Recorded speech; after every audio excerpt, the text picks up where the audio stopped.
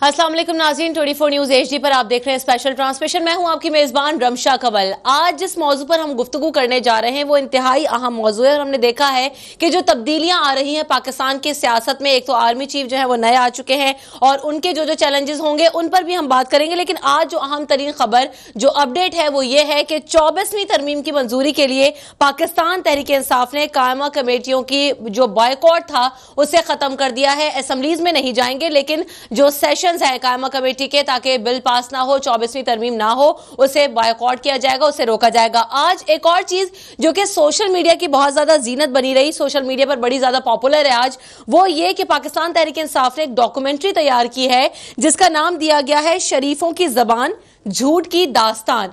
इस डॉक्यूमेंट्री के अंदर बड़े सारे इंकिशाफात हैं, बहुत सारी ऐसी बातें हैं जो कि माजी में वजीर आजम मोहम्मद नवाज शरीफ और उनके खानदान वाले करते रहे हैं। इसे पाकिस्तान तहरीक इंसाफ ने इकट्ठा किया है और सोशल मीडिया पर शेयर कर दिया, जिसके बाद वो बहुत ज्यादा वायरल हो गई। हम आपको उसके कुछ मुंतखब क्लिप्स भी दिखाएंगे, लेकिन सबसे पहले मैं अपने मेहमानों का तारुफ आपसे कराती चलती हूँ। मेरे साथ सीनियर तजज़ियाकार सहाफी मौजूद है आरिफ हमीद भट्टी साहब, उन्हें प्रोग्राम में खुशामदीद कहते हैं। पाकिस्तान तहरीक इंसाफ से मुझे ज्वाइन कर रही है नाज बलोच साहिबा, उन्हें भी प्रोग्राम में खुशामदीद कहूंगी। पाकिस्तान पीपल्स पार्टी की नुमाइंदगी करेंगे शौकत बसरा साहब, आपका बहुत शुक्रिया। पाकिस्तान मुस्लिम लीग नवाज की जानिब से मुझे ज्वाइन किया है मोहम्मद जुबैर साहब ने, तमाम मेहमानों की आमद का बहुत बहुत शुक्रिया। अगर प्रोड्यूसर साहब मुझे पहले क्लिप सुनवा सकते हैं तो बताइए, वरना फिर गुफ्तगू का आगाज करते हैं। सबसे पहले अच्छा, सबसे पहले हम जरा बात कर लेते हैं, बात का आगाज यहां से कर लेते हैं कि हमने बात की कि आर्मी चीफ को जो नए चैलेंजेस हैं उसमें अगर देखा जाए, अगर हम फिंगर्स पे काउंट करने की कोशिश करें तो वो चैलेंजेस 5 है, जिसमें कश्मीर का मामला भी है बसरा साहब और आरिफ हमीद भट्टी साहब, नाज बलोच साहिबा। LOC पर जो भारतीय जारियत है वो एक बहुत बड़ा चैलेंज है।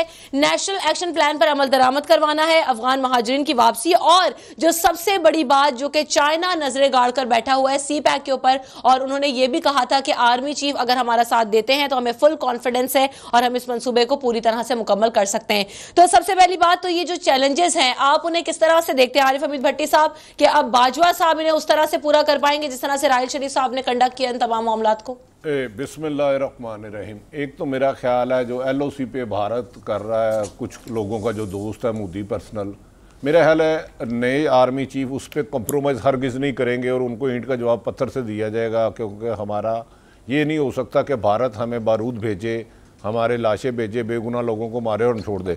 हाँ, आपने 4 बात की, एक अहम बात छोड़ दी। मुझे नहीं पता कि क्या वो पंजाब में रेंजर भिजवा पाएंगे कि नहीं, जिसकी समरी पंजाब हुकूमत ने वो फेंक के मारी थी। क्या वो पंजाब को ही सिर्फ पाकिस्तान समझेंगे या तीनों चारों सूबों को पाकिस्तान समझेंगे?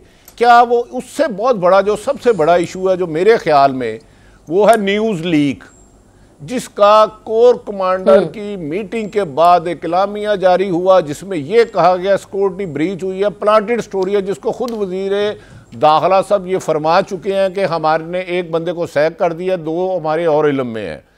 देखना यह है कि क्या वो इस जमहूरियत को बचाएंगे कि मुल्की वकार और इज्जत को बचाएंगे। जमहूरियत तो यकीनन चलनी चाहिए, लेकिन जमहूरियत नाम करप्शन का नहीं है, जमहूरियत नाम इंडिया के साथ दोस्ती का नहीं है, जमहूरियत नाम पाकिस्तान के LOC पर रोजाना दूसरे दिन इंडिया भारत अटैक करे उसमें खामोश रहने का नहीं है। जमहूरियत गुलभूषण की गिरफ्तारी पर मीना कुमारी का गाना सुनने का नाम नहीं है। जमहूरियत मुल्क की सलामती, वकार, इज्जत का नाम है, जिसे मेरा ख्याल है बाजवा साहब ही वक्त अब साबित करेगा कि वो इस पर पेशकदम रहते हैं या किस तरह। तो यानी जिस तरह से आपने बात की कि पिछले आर्मी चीफ को, यानी जनरल राहिल शरीफ की अगर मैं बात करूं तो उनके मुतालिक ये था कि उनका जो स्टांस है वो बड़ा क्लियर था कि दहशतगर्दी और करप्शन का खात्मा। बसरा साहब, अब यही स्टांस कमर बाजवा साहब को भी लेना होगा, या LOC पर जो भारतीय जारियत जारी है वो अहम एजेंडा हो गया? कश्मीर का मामला भी हमारे सामने मौजूद है, फिर CPAC भी पर भी सब नजर लगाकर बैठे हुए हैं। आप किसे सबसे ज्यादा इंपॉर्टेंट समझते हैं इस वक्त, कौन से मसले को? मैं समझता हूं कि इंटरनल इश्यूज भी, एक्सटर्नल इश्यूज पे भी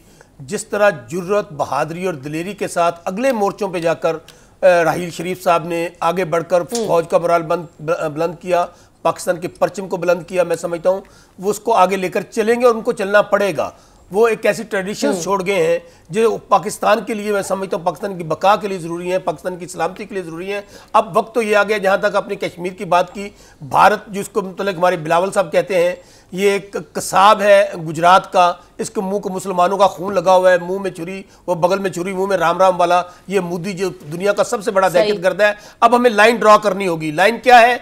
जब तक कश्मीर का मसला हल नहीं होता, जब तक पानी का मसला हल नहीं होता, जब तक सियाचिन का मसला नहीं होता, हमें बिल्कुल मुकम्मल तौर पर राब्ते खत्म कर देने चाहिए। और मियां नवाज शरीफ, मुझे कमर बाजवा साहब पे तो कोई शक नहीं है, लेकिन मियां नवाज शरीफ जो जाती दोस्तियां निभाते हैं, सालगिरह में उनको बुलाते हैं, उन लोगों को जिन्होंने कश्मीर के अंदर हमारी माँ और बहनों के ऊपर जो जिस तरह के हालात पैदा किए, वानी को शहीद किया, एक जुल्म की दास्तान है। और फिर कोई भट्टी साहब की बात को मैं सपोर्ट करता हूं कि गुलभूषण यादव का मियां साहब का कोई जाती कोई इनका तल्लकदार था, भाई हमारे तो वो कबूतर को नहीं बख्शते। आप गुलभूषण यादव जो वहां पर यूएनओ में गए उसकी बात नहीं की। और अगली बात, मैं बिल्कुल इस बात पे भी एग्री करता हूं कि तो बसरा साहब, ये जो खामियां हमारे अंदर दिखाई दे रही है या जो हम लैग कर रहे हैं, वो फिर वही वाली बात हुई कि वजीर खारजा हमारा नहीं है, दफ्तर खारजा इतना स्ट्रांग नहीं है, उस तरह से रोल आलमी सतह पर प्ले नहीं कर रहा है जिस तरह से इंडिया करता है। बड़ी बिल्कुल आपकी बात से मैं एग्री करता हूं। बात यह है, बड़ी माजरत के साथ, मौजूदा हुक्मरानों का एजेंडा है ही नहीं। मौजूदा हुक्मरान अपने लूटमार में लगे हुए हैं, अपनी पनामा की चोरी को छुपाने में लगे हुए हैं। उन्हें कोई इस बात पे गर्ज नहीं है कि क्या मोदी, जो मैं समझता हूं कि दुनिया का सबसे बड़ा दहशतगर्द है, पूरी दुनिया में अलग थलग कर रहा है, किस तरह हमारे खिलाफ वो दहशतगर्दी की जुबान बोलता है। और आप छोड़े ना, जो डॉन लीक्स वाला वाकया भट्टी साहब ने कहा है, जब आपका वजीर आजम वही काम करेगा, वही जबान बोलेगा जब मोदी बोलेगा। आर्टिकल किसने लिखवाया? मियां नवाज शरीफ साहब ने अखबार में लिखवाया, उनको कोई पूछने वाला नहीं। और अगली बात, सबसे अहम बात मैं समझता हूं, सुन ले रिमशा, जो भट्टी साहब ने कही है, मुझे समझ नहीं आती कि मियां साहबान कौन सी ऐसी मुकद्दस गाय है, कौन सी होली कॉज है। पंजाब खुद ISPR का स्टेटमेंट आया कि यहाँ पे नो गो एरियाज है, राना मशहूद पैसे लेता हुआ पकड़ा जाता है, यहाँ पर समरी रिफ्यूज कर दी जाती है, छोटू गैंग पकड़ा जाता है, सबसे बढ़कर 15 लोगों को कत्ल कर दिया जाता है सूबे के अंदर, 100 लोगों को गोलियां मार दी जाती हैं, उसकी जुडिशियल कमीशन रिपोर्ट को छुपाने के लिए तैयार नहीं है। इसके ऊपर बाजवा साहब को पूरी कौम उनके लिए दुआ गो है, पूरी कौम उनके साथ खड़ी है। उनको उसी जुर्रत और बहादुरी के साथ ये 2-3 चीजें खास तौर पर मैं समझता हूं, क्योंकि दहशतगर्दी सबसे बड़ा चैलेंज होगा कमर बाजवा साहब के लिए। और दहशतगर्दी के जो मामलात, जिस तरह बैंड ऑर्गेनाइजेशन को आपका वजीर कानून पंजाब का जो खत सबसे बड़ा, अच्छा बसरा साहब, आपकी गुफ्तगू हम जारी रखेंगे, यहाँ पर ब्रेक ले लेते हैं। ब्रेक के बाद जब वापस आएंगे तो इन तमाम बातों पर भी गुफ्तगू करेंगे। और जो जिस डॉक्यूमेंट्री का जिक्र मैंने ब्रेक से पहले किया है, अभी जिस सेगमेंट में मैंने किया है कि शरीफों की जबान झूठ की दास्तान, जो कि पाकिस्तान तहरीक इंसाफ की जानिब से सोशल मीडिया पर शेयर कर दी गई, उसके कुछ हम आपको क्लिप्स भी दिखाएंगे। और साथ साथ मुझे नाज बलोच और जुबैर साहब भी ज्वाइन कर चुके होंगे। After this break, stay tuned with अस।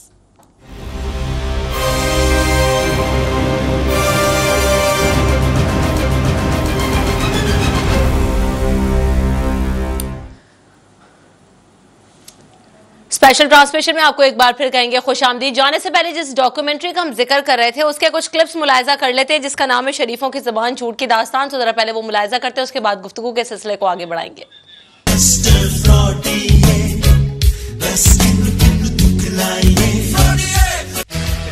उसी दिन मैंने लिया था जिस दिन मुशर्रफ आए थे, और उस वक्त तो बड़ा खौफ का आलम था पूरे मुल्क में। लेकिन मैंने कहा कि मुझे मारना है मार दो, मुझे जो करना है कर दो, लेकिन मैं इस कागज पे दस्तखत नहीं करूंगा।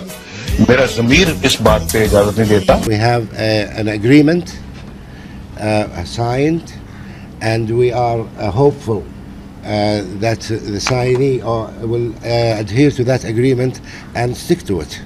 It was an agreement made with the custodian of the two holy mosques. I think an agreement with the custodian of the two holy mosques should be honored. General Rahim जानते हैं कि उनकी ऑफिस से हमें पैगाम आया कि गवर्नमेंट कह रही है कि वो बीच में पड़े, कि किसी किस्म का सालसी का किरदार ना फौज ने मांगा है, ना हमने कोई दरखास्त की है।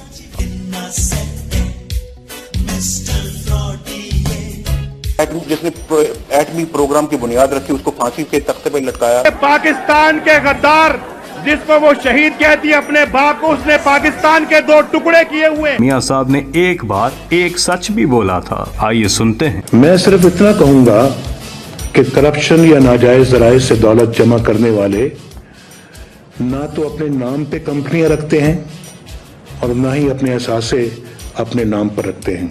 आपने मुलाजा किए कुछ चंक्स जिसमें मौजूद हमने देखे कि कुछ सबूत भी पेश किए गए हैं और उनके जो जुमले हैं वो दोहराए गए हैं, एक झूठ और सच। लेकिन बात यह है कि ऐसी बातें तो की जाती रही हैं, हर हुकूमत में हर दौर में होती रही है। लेकिन जो पनामा का मामला है आरिफ साहब, मैं आपसे जानना चाहूंगी कि ये बड़ा मामला है। फिर आपने सिक्योरिटी लीक्स की भी बात की जिससे कहा जा रहा था कि बड़ा फोर्सफुली और बहुत जल्दी निपटाया जाएगा, लेकिन उस पर हमने देखा कि इस तरह से रिएक्शन नहीं आया, उस तरह से जो फैसला था कमेटी कहाँ मौजूद है वो एक्शन नहीं दिखाई दिया गया जल्दी।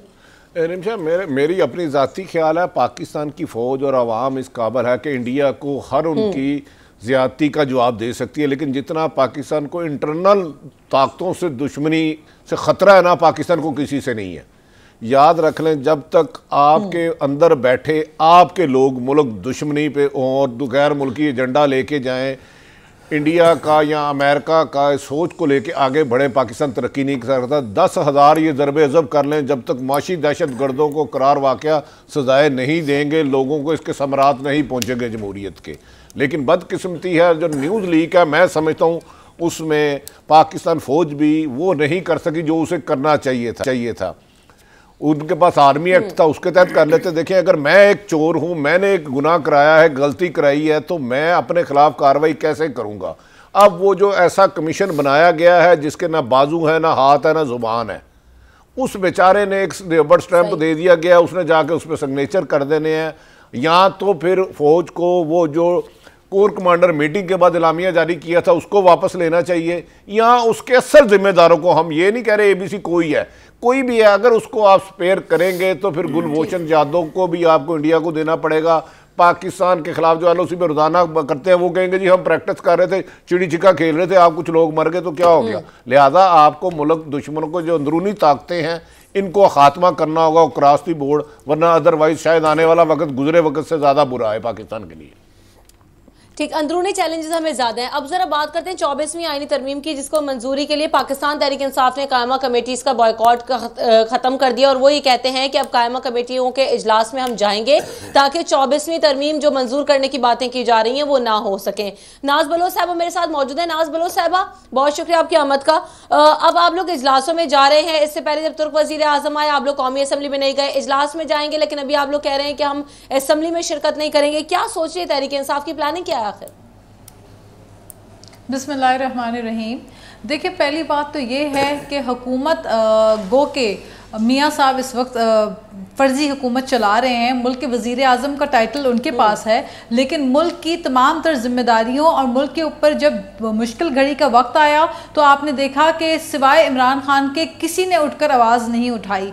आप देखें, अभी भी यूनाइटेड नेशन को जो ख़त लिखकर बान की मून को भेजा गया वो पाकिस्तान तहरीक इंसाफ की जानिब से भेजा गया है। भारतीय अग्रेशन, भारतीय जारियत, भारतीय जो LOC, हमारे LOC के ऊपर जिस किस्म की कशीदगी भारत कर रहा है, जिस किस्म की साजिशें भारत कर रहा है, जो कश्मीर में भारत कर रहा है, जुल्म ढा रहा है, उसके खिलाफ पाकिस्तान तहरीक इंसाफ ने ओपन लेटर लिखा है यूनाइटेड नेशंस को। तो ये जिम्मेदारियां वजीर आजम की होती हैं। तो बराए नाम अगर वो टाइटल लेना चाहते हैं तो ऐसी जमहूरियत जो है उसको मेरा ख्याल है कि कल की जगह आज ही खत्म हो जानी चाहिए, जहां पे एक वजीर आजम जिनका अपना नाम मनी लॉन्ड्रिंग के अंदर सर फहरिस्त हो, जो कि खुद 62-63 पे पूरा ना उतरते हो, जिन्होंने इलेक्शन कमीशन से झूठ बोला, अपने कवायद छुपा के रखे, और जो वीडियो आपके सामने चली है इस पे तो मैं यही कहूंगी कि याद माजी जो है वो बड़ी तल्ख है और मियां साहब की तो कुछ ज्यादा ही तल्ख है। इसके बावजूद इतनी उनकी जो क्लिपिंग्स चली हैं उसके अंदर आपने खुद देखा क्या वो कलमात, किस किस्म के जुमले वो कह रहे थे, किस किस्म की उनकी जो लैंग्वेज थी, जो अग्रेसिव एटीट्यूड था। सुप्रीम कोर्ट पे हमला इन्होंने किया। अभी आपने फुटेज में देखा कि पाकिस्तान पीपल्स पार्टी के लिए जिस किस्म की मोहतरमा से रिलेटेड उन्होंने गुफ्तगू की, वो लैंग्वेज भी आप देख लें। फिर आप देख लें कि जिस तरह 10 साल की ये मुआहदा करके बैरून मुल्क गए और 5 साल बाद वापस आए और कौम को झूठ का, अगर इनमें इतनी हिम्मत, जुर्रत, बहादुरी थी, इतना ही अपने आप को अवामी समझते हैं, तो फिर ये जेल का सामना करते। इनसे तो अच्छे वो लोग हैं जो कम से कम जेल का सामना करके फेस तो करते हैं चैलेंजेस को। इन पे मुश्किल आती है, ये भाग जाते हैं। और बड़ी बात मैं एक और बात साथ में करती जाऊं, आप लोगों ने कहा कि दीगर बरतानिया में असासे हैं, तो क्या आप तो जो बर्तानिया में इनके असासे जो प्रॉपर्टीज हैं जिनके ऊपर बात हो रही है, अगर तो वो इनहेरिटेड प्रॉपर्टीज हैं तो उसमें शहबाज शरीफ और मियां साहब के जो दूसरे भाई हैं उनके भी हिस्से होने चाहिए थे, जो कि नहीं है। इससे साबित होता है कि ये सरासर करप्शन का पैसा पाकिस्तान से जिस तरीके से, जिस चैनल के थ्रू, जिस नेटवर्क के थ्रू बाहर मुल्क गया है, उसको रिवील होना चाहिए। टैक्स पेयर के पैसे का हिसाब किताब होना चाहिए और होके रहेगा। नाज बलोच साहब, मेरा सवाल सुनिए।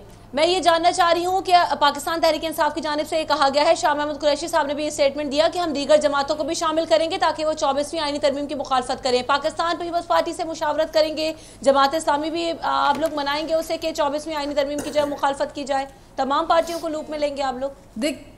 देखें, बिल्कुल पाकिस्तान पीपल्स पार्टी की इस वक्त सेनेट में भारी अक्सरियत मौजूद है और पाकिस्तान पीपल्स पार्टी एक अपोजिशन की जमात है। इस वक्त अपोजिशन लीडर पाकिस्तान पीपल्स पार्टी के हैं, सिंध में भी उनकी हुकूमत है। इसी तरह जमात इस्लामी हमारे साथ इत्तेहाद में है KPK में। तो वो पॉलिटिकल पार्टीज जो कि ट्रूली समझती हैं कि इस साजिश को बेनकाब होना चाहिए। और मियाँ साहब अब जो ये 24वीं तरमीम की बात कर रहे हैं, इसी को कहते हैं अब्यूज ऑफ पावर। मतलब आप अपने अख्तियारात का वो नाजायज इस्तेमाल करके अपनी प्रोटेक्शन कराते रहें, खुद ही आप बैठ के मुल्क के कानून बनाएं और खुद ही आप चोरी करें और आप कहें कि चोरी ऊपर से सीना जोरी, फैसला भी आपने खुद ही करना है अपना, आपने चोरी भी खुद ही करनी है। तो फिर ये कौम कहाँ जाए? कौन सा दरवाज़ा है जो कौम खटखटाए? अगर सुप्रीम कोर्ट के पास जाते हैं तो फिर आप 24वीं तरमीम लेकर आ जाते हैं ताकि कल को आप चैलेंज कर सकें। तो ये कौन सा एक मस्खरापन लगा के इन्होंने रखा हुआ है? फिर बिठा देते हैं दानियाल अजीज को और आबिद शेर अली जैसे लोगों को, यानी पनामा का मामला सुप्रीम कोर्ट ले जाने के बाद अब हुकूमत जो है ये टैक्टिक्स अपना रही है।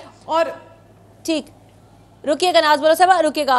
पनामा का मामला सुप्रीम कोर्ट में चला गया, उसके हुकूमत ने जो सहारा लिया वो 24वीं आईनी तरमीम का सहारा लेने की कोशिश कर रही कि बिल पास हो जाए तो जो हुकूमत है उसकी फेस सेविंग हो सके। हम चाह रहे थे कि हुकूमती मौके भी हमारे पास आता, जुबैर साहब हमारे साथ मौजूद थे, लेकिन वो उनकी लाइन ड्रॉप हो गई, इसके बाद वो हमारा उनसे रब्ता नहीं हो रहा है। एक और बात, ये ब्रेक के बाद जब वापस आएंगे तो मैं पूछूंगी कि खुर्शीद शाह साहब ने आज स्टेटमेंट दिया, बड़ा क्लियर स्टेटमेंट दिया कि पीपल्स पार्टी किसी भी सूरत में 24वीं आईनी तरमीम की हिमायत नहीं करेगी। लेकिन दूसरी जानिब उन्होंने ये भी कहा कि पाकिस्तान पीपल्स पार्टी 90 की दहाई की सियासत पर यकीन नहीं रखती। अगर हम धरने में इमरान खान का साथ देते और खड़े हो जाते तो सारा निजाम तबाह हो जाता। अब जो मामला है वो 24वीं आईनी तरमीम का मामला है। क्या पाकिस्तान पीपल्स पार्टी अब तहरीक इंसाफ का साथ देगी? इसका जवाब लेंगे बसरा साहब से। आरिफ साहब से भी गुफ्तगू का सिलसिला जारी रखेंगे after this break. Stay with अस।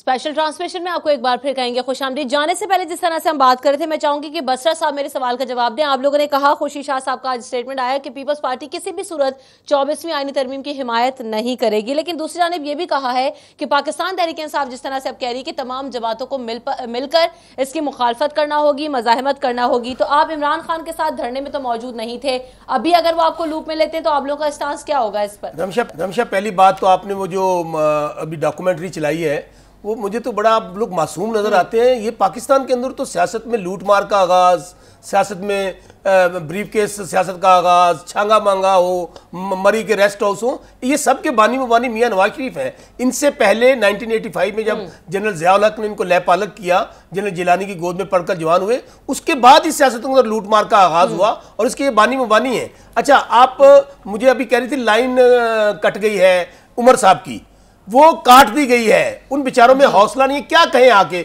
बहुत सारे स्पोक्समैन उनके हमारे साथ आके बैठते हैं, जब प्रोग्राम खत्म होता है तो कहते हैं कि लुट के खा गए मियां साहबान, तो झूठ बोलना आसान रखे है। गुजारे ये बेचारे क्या कहें, अब उन्होंने अपनी कब्र में जाना है, मियां नवाज शरीफ वगैरह। लेकिन एक जो चीज बड़ी अहम है, आज तक मुझे बता दें पाकिस्तान के अंदर मियां नवाज शरीफ कभी काबू आए हों, कभी इनके खिलाफ फैसले आए हों। बल्कि ये होता है कि जब भी वो हमारी माएँ कहानियां सुनाती थी, जब भी कोई शहजादी फंसती है ना, रातों रात शहजादे या शहजादियां आ जाते हैं। हम सोए होते हैं, कभी लीबिया से शहजादे आ जाते हैं, कभी सऊदी अरब से शहजादे आ जाते हैं, कभी अब कतरी शहजादा आ गया है। गुजारिश ये है कि ये मुकद्दस गाय है, इनके खिलाफ अल्लाह ताला ने 100 मोटो वैसे लिया हुआ है, देर है देर नहीं है, मुझे यकीन है कि इंशाअल्लाह अल्लाह ताला इंसाफ करेगा और खल्के खुदा मियां साहबान के खिलाफ बाहर निकलेगी। जहां तक आपने कहा 24वीं तरमीम, लेकिन बसरा साहब एक और बात बड़ी अहम ये है, उसके बाद मैं आरिफ साहब को भी एंगेज करूंगी, लेकिन क्विकली इस बात का जवाब दीजिएगा कि पाकिस्तान पीपल्स पार्टी के ऊपर ये इल्जाम भी लगते रहे हैं कि बड़ी आपने सॉफ्ट पॉलिटिक्स की है, सॉफ्ट ऑपोजिशन की है। जब पाकिस्तान तहरीक इंसाफ ने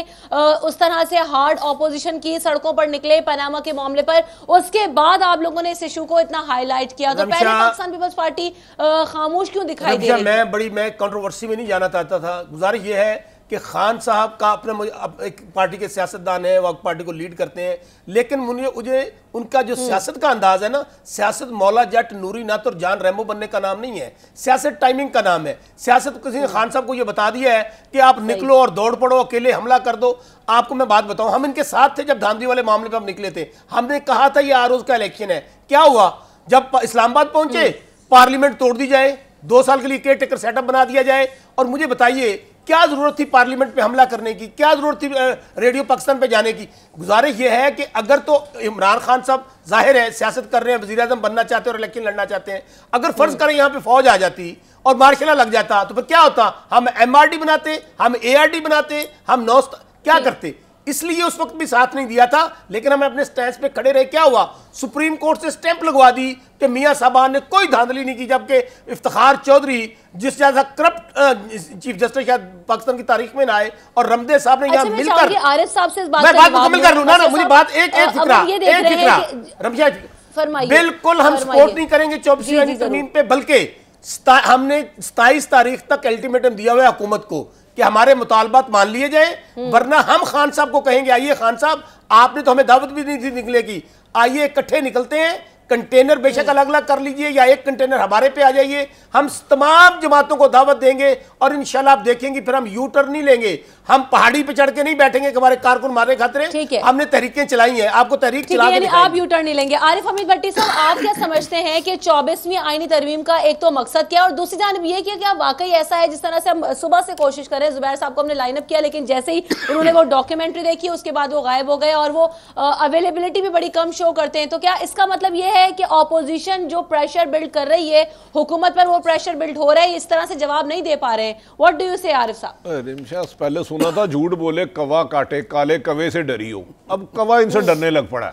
इन्होंने इतने झूठों की हैट्रिक कर ली है। जो आपने बयाना दिखाया वो मेरा ख्याल है फोटो सेशन तो नहीं था, इन्हीं की जुबान थी, इन्हीं के अल्फाज मुझे ऐसा लग रहा है मैंने काले कपड़े पहने, आप मुझे तो नहीं कह रहे कि काले कव्वे से डरी हो। नहीं पहले वो बचपन में सुनता था ना, लेकिन अच्छा आप किसी और को लाइन पे लेके देखें, कोई बंदा नहीं आएगा, किसी को लेके देख लें उनके जो अगर मदीने में बैठ के बड़ी कोशिश कर रहे हैं हमारे प्रोड्यूसर साहिबान, लेकिन वो राब्ता नहीं हो पा रहा है, उनसे जवाब भी नहीं देना चाह रहे हैं, मुसलसल ट्राई कर रहे हैं। आरिफ साहब आप उनसे पूछ के ले लेना सवाल, उनसे कौन से करने हैं, फिर वो आपके अभी आ जाएंगे। वो ना अंपायर अपनी मर्जी का रखते हैं, वो प्रॉब्लम ये है, उनका कसूर नहीं है। दूसरा, मैं शौकत बसरा साहब से बड़े बड़े प्यारे भाई हैं, लेकिन मैं ये मुनाफकाना नहीं करूंगा, सिर्फ यही बंदे ठीक है, बाकी नहीं है।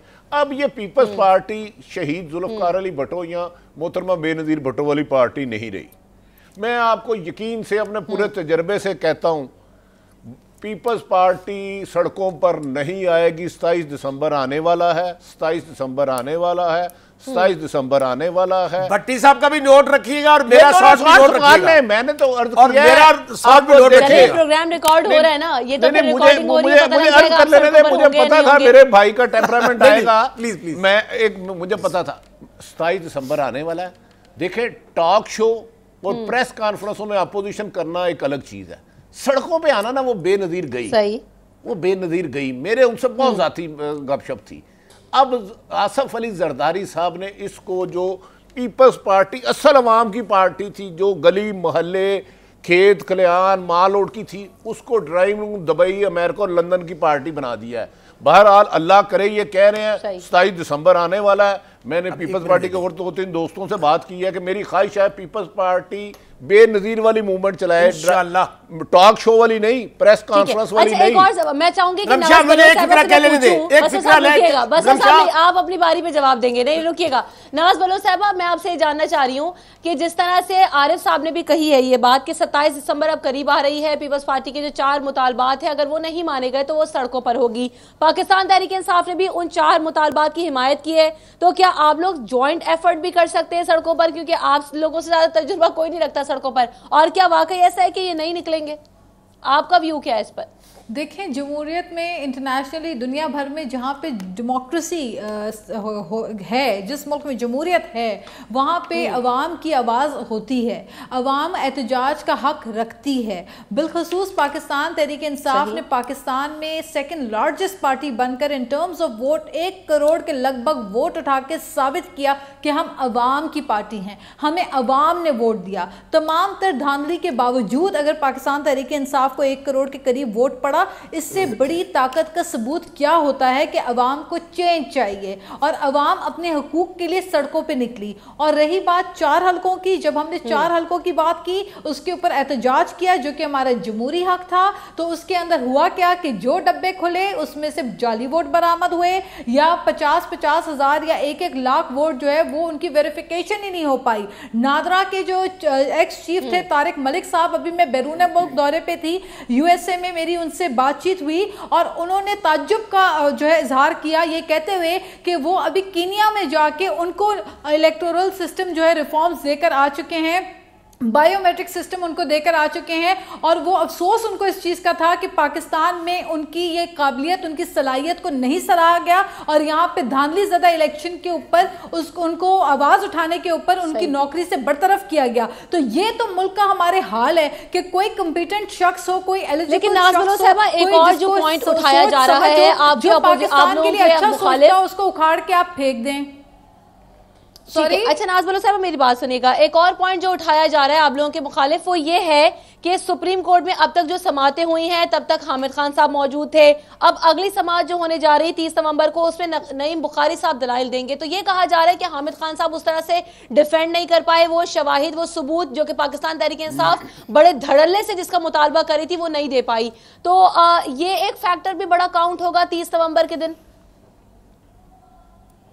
देखें, ये जो बर्डन ऑफ प्रूफ इस वक्त पाकिस्तान तहरीक इंसाफ के ऊपर है, उसमें पाकिस्तान तहरीक इंसाफ भरपूर तरीके से प्रूफ और एविडेंस कलेक्ट कर रही है, लेकिन ये पूरे पाकिस्तान का मामला है, ये पाकिस्तान के टैक्स पेयर्स का मामला है, ये तहरीक इंसाफ या इमरान खान का अकेले का मामला नहीं है, ये सिर्फ पीटीआई का इशू नहीं है, ये पूरे पाकिस्तानी कौम का मसला है कि एहतसाब क्यों नहीं हो पा रहा। उसके लिए हामिद खान हो या उसके लिए कोई भी XYZ कोई भी हमारे लॉयर हो, जो भी कंपिटेंट लॉयर होंगे, वो इसमें हामिद खान ने भी अपना बड़ा पॉजिटिव किरदार अदा किया, और आने वाले नेक्स्ट जो हमारे लॉयर हैं वो भी अपना किरदार अदा करेंगे। जो असल पर्पस है वो ये है कि एक्सपोज होना चाहिए, एहतसाब होना चाहिए, और जो धांधली है, जो करप्शन है, जो लूट खसूट है, इसको एक्सपोज होना चाहिए, और इसके अंदर इदारों को मजबूत से मजबूत तर होना चाहिए, और इंसाफ, equality and justice for all होना चाहिए, सबको इंसाफ मिलना चाहिए और यकसा निज़ाम हो सबके लिए होना चाहिए।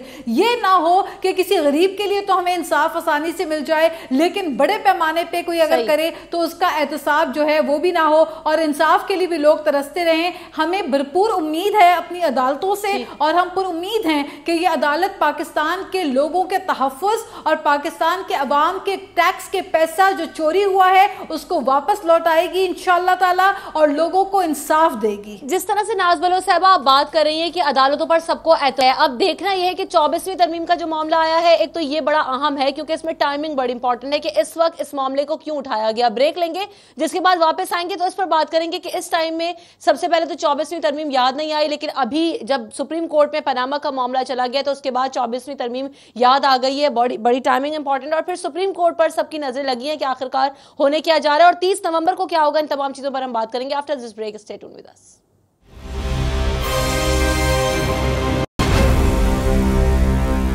स्पेशल ट्रांसमिशन में आपको एक बार फिर कहेंगे खुशामदीद। आरिफ साहब, मैं आपसे जानना चाह रही हूँ कि 24वीं आईनी तरमीम का मामला जो उठाया गया है, पहले हमने देखा कि माजी में जब ये मामला उठाया गया तो पाकिस्तान मुस्लिम लीग नवाज ने भी इसकी मुखालफत की, लेकिन जब पनामा का मामला आया तो एकदम से ये बात याद आ गई कि 24वीं आईनी तरमीम हो जानी चाहिए।